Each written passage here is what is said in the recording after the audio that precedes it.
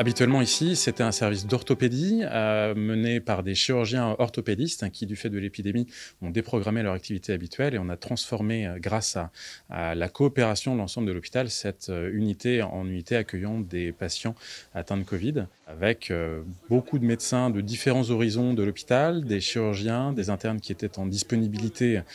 pour faire de la recherche par exemple et qui sont tous revenus travailler, des infirmières et des infirmiers de chirurgie orthopédique mais également de différents horizons. Et tout ça pour créer en l'espace d'une semaine cette unité.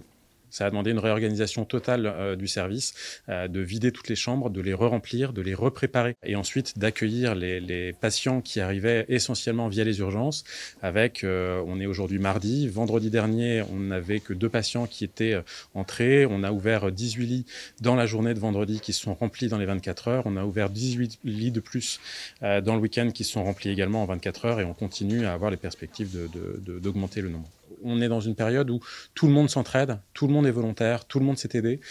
chacun s'est formé très vite, il y a un courage énorme de l'ensemble des personnels pour le faire. On a des chefs de service d'ophtalmologie qui font être soignants, on a des orthopédistes qui font être soignants, on a des médecins qui font brancardier, enfin, l'état d'esprit est extrêmement positif